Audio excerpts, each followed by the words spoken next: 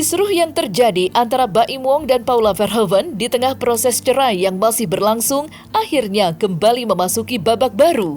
Ya, usai keduanya berkonflik terkait perebutan hak asuh anak, pihak Majelis Hakim Pengadilan Agama Jakarta Selatan akhirnya turun tangan secara langsung.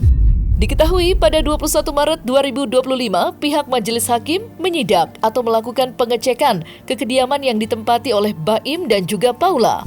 Menariknya, dalam momen tersebut, kedua anak mereka, yakni Kiano dan Kenzo, tampak teriak histeris saat melihat Paula. Ya, mereka tampak masih menolak kehadiran Paula yang juga ada di sana. Terlepas dari hal tersebut, Baim mengaku telah menyarankan agar Paula melakukan bonding secara perlahan tanpa memaksa kedua anaknya. Dan tak berselang lama kemudian, Paula akhirnya dapat kembali dekat dengan anak-anaknya, meskipun belum seutuhnya.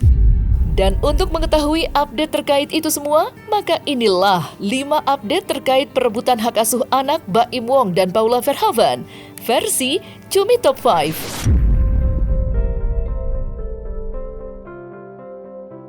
Majelis Hakim Pengadilan Agama Jakarta Selatan yang menangani kasus perceraian Baim Wong dan Paula Verhoeven diketahui melakukan sidak atau pengecekan ke rumah yang ditempati pasangan yang telah resmi bercerai secara agama ini. Diketahui pemeriksaan tersebut dilakukan di luar gedung pengadilan pada 21 Maret 2025 lalu di 3 lokasi berbeda. Kuasa hukum Baim Wong, Fahmi Bahmid, menjelaskan bahwa pemeriksaan tersebut dilakukan atas permintaannya dengan tujuan untuk menilai kelayakan tempat tinggal bagi anak-anak pasangan tersebut setelah resmi bercerai. Jadi tadi itu pemeriksaan setempat di mana atas permintaan saya selaku kuasa hukum Baim Wong minta supaya dilakukan pemeriksaan di tempat, di mana 3 tempat, rumah yang ada di Ozon, rumah yang ada di Delman, dan rumah yang ada di Tiger Walk. Dari tempat pemeriksaan itu biar majelis hakim yang menyimpulkan. Yang jelas, tadi dalam proses itu majelis hakim juga sampai masuk ke kamar, juga melakukan pemeriksaan di lantai berapa di rumah yang ada di Ozon. Artinya hal tersebut untuk melihat kelayakan tempat untuk 2 orang anak tersebut. Apakah rumah tersebut layak atau tidak layak? Yang terpenting dari semua persoalan ini, seseorang itu harus sehat jasmani dan rohani.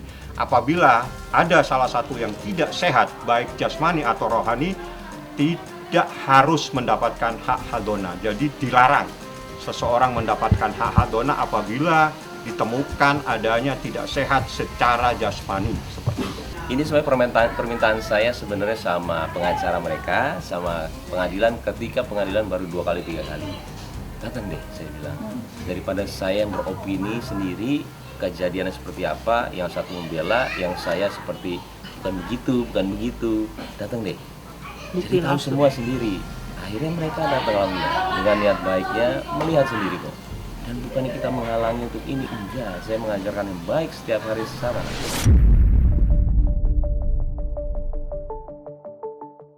Usai Hakim Pengadilan Agama Jakarta Selatan menyidak rumah dan kantor Baim Wong, Baim menyebut jika kedua anaknya, yaitu Kiano dan Kenzo, tetap teriak histeris saat melihat Paula.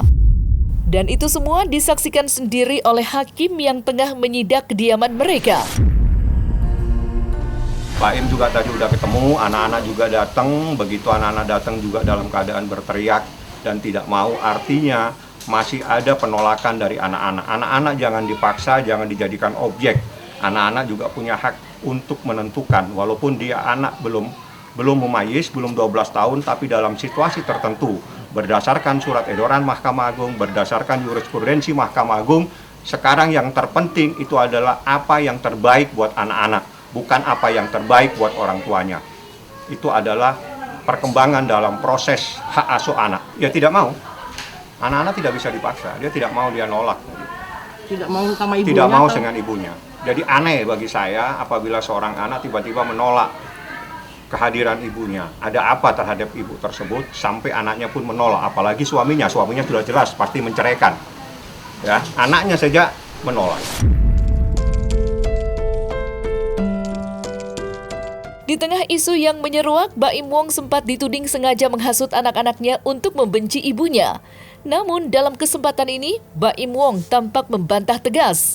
Ya, Baim Wong menyarankan jika dirinya justru turut berusaha agar kedua anaknya kembali dekat dengan Paula. Bahkan dalam beberapa kesempatan, Baim mengaku jika ia mengajarkan Paula untuk bonding dengan Keanu dan Kenzo secara perlahan. Sebenarnya kita semua juga nggak mau anak itu seperti itu, beneran. Pas datang seperti itu, cuman pas sekolah juga sebenarnya enggak kok. Anak-anak baik, dan pas anak-anak baik, kelihatan baik, saya suruh anak-anak untuk di depan gurunya, sama kita bilang Miss Julia, ada semuanya Miss depannya ya. Ada saya bilang pulang sama mama yuk. Karena kalau anaknya sudah tenang, nggak apa-apa, mau pulang sama mama nggak apa-apa. Cuman kalau tadi kondisinya kayak tadi, jangan paksa. Karena kasihan psikis anaknya. Dan saya tuh cuma sesimpel itu sebenarnya. Akhirnya kuncinya cuman bonding aja. Orang tua sama anak sampai benar-benar ini mau tiap hari juga apa-apa, tapi jangan bilang kita yang melarang. Itu salah banget, dan kita nggak pernah melarang. Ini bukan masalah hak asuh sebenarnya, ini masalah yang terbaik buat anak-anak saja. Ini bukan masalah hak asuh. Saya tuh laki-laki itu sebenarnya maunya bebas. Kalau bisa saya nggak ngasuh anak, tapi gimana, kita punya tanggung jawab sebagai orang tua. Saya mau perkembangannya bagus di orang tua yang sehat, beneran apa ada yang saya bilang. Kalau misalkan memang seperti itu, saya punya tanggung jawab. Dan saya sudah berusaha untuk bilang pertamanya sama Paula, secara damai, yuk daripada ini semua keluar, yuk kita baik-baik. Dan dia mau. Kita nggak usah bilangnya, maaf ya, pengkhianatan, dan dia bilangnya perselingkuhan ya. Nggak usah bilang. Dan Paula mau. Ada buktinya semua yang saya edukasi. Dan setelah itu, tiba-tiba dia geser karena opini orang kali ya, dia nggak mau. Ya sudah. Saya bukan yang mau mempertahankan hak asuh anak. Yang terbaik buat anak saya harus lakuin. Dan bukan berarti saya memisahkan. Beda juga. Ini beda-beda semua, kan persepsinya diputer-puterin terus. Nah ini saya apa adanya bilang. Dan alhamdulillah hakim di sini lihat semuanya. Lihat, tadi datang ke rumah yang ada di Ozon, ya udahlah dilihat seperti itu. Silakan hakim yang menyimpulkan. Dan saya sekarang kalau misalnya ditanya gimana sekarang, saya nggak baca, saya nggak mau lihat berita soal saya apapun mau bagus berita soal saya juga saya tenang seperti ini dengan anak-anak, fokus. Kalau anak-anak sudah baik sama ibunya, silakan. Sudah saya fokus, dan bukan berarti mau menang atau kalah saya di pengadilan. Saya akan buktiin sama Paula, saya akan menjadi orang yang sangat mendukung dia. Demi Allah saya bilang sekarang, kalaupun itu terjadi, saya langsung kasih dia. Oke, pakai cara gue ya. Yuk, kita nginep di hotel berduaan nih, kanan kiri, apa namanya itu, connecting. Dah, gue sebelah lu sebelah. Suruh tidur malam. Udah berhari-hari. Lama-lama sendiri gue tinggalin. Nikmatin. Sesimpel itu sebenarnya. Cuman saya sampai bingung untuk bicara sama dia. Tapi kan anak-anak nggak bisa dipaksa. Sama, tapi ini kan persepsi saya antara kadang-kadang lainnya. Saya sebenarnya bukan yang membantah dan dia juga bukan ini. Kita dua-dua istilahnya saling bekerja sama. Cuman kalau saya kadang-kadang sebagai ayah untuk ibu yang terbaik. Iya.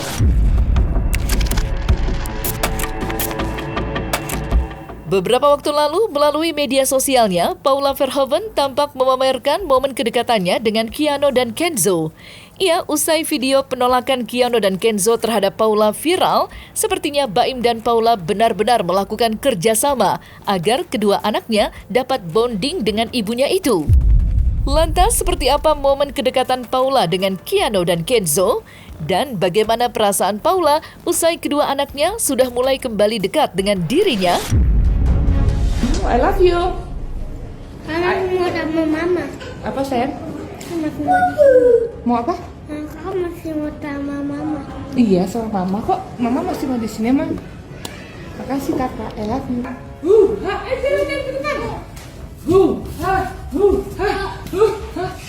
Oke, bilangin mama. Gimana? Yuk. Mama nanti datang nggak? Oke, Mama. I love you, Mama. Mama bawain takjil nggak sih? Punya kakak ketinggalan. Gitu, Mama. Oke mama, kakak tunggu ya.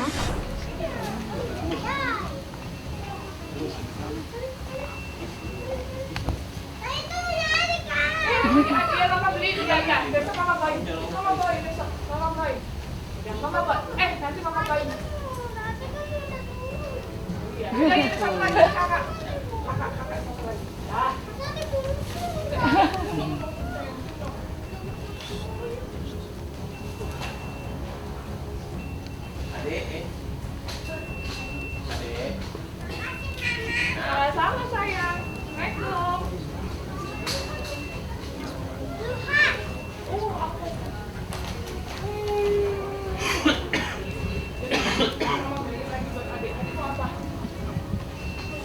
Doain aja yang terbaik buat saya, Kiano, Kenzo. Doain ya, maaf banget.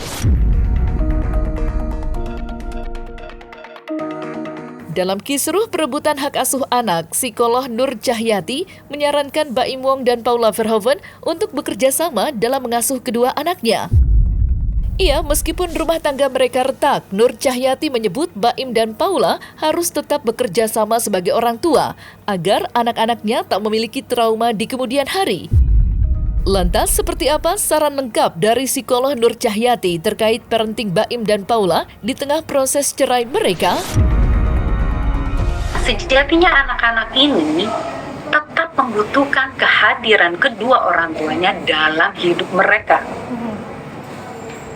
Maka diharuskan, kita kalau ngomong bahasa harus ya, diminta dengan sangat bahwa ayah dan ibu yang bercerai ini menghilangkan egonya untuk mereka mau bekerja sama, menjalani peran mereka sebagai orang tua untuk anak-anak mereka. Supaya apa? Memastikan bahwa si anak ini tidak lagi terluka, melihat kedua orang tuanya tidak hadir di kehidupan, atau melihat kedua ayah dan ibu aku kok hidupnya terpisah sekarang. Itu kan udah menyakitkan buat mereka. Kenapa ya kok mereka terpisah? Aku kangen sama ibu aku pengen dipeluk tidurnya sama ibu aku misalkan, tapi itu nggak mereka dapatkan. Atau aku pengen nih bisa main sama ayah, tapi juga ada ibu di samping aku, mereka nggak dapatkan. Ini kan pasti menimbulkan rasa sedih. Pastikan menjalani proses perceraian ini dengan kesepakatan baik-baik bahwa yuk kita kerja sama. Apa yang bikin kamu nyaman untuk ngasuh sebagai ibu, aku provide ya.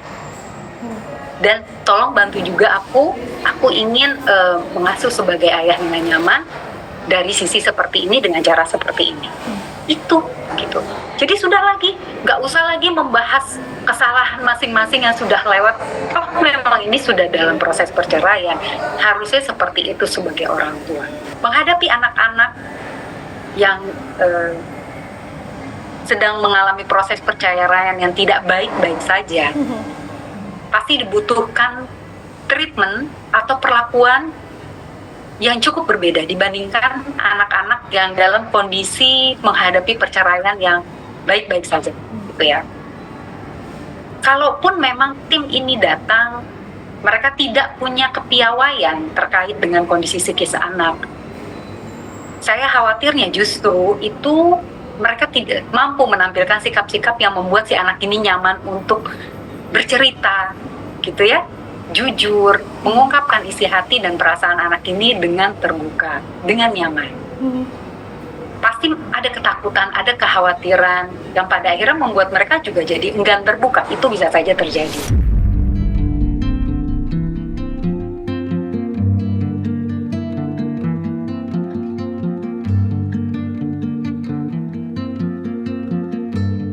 Nah, selesai sudah Cumi Lovers. Jangan lupa untuk like, subscribe, dan juga share channel YouTube Cumi Cumi.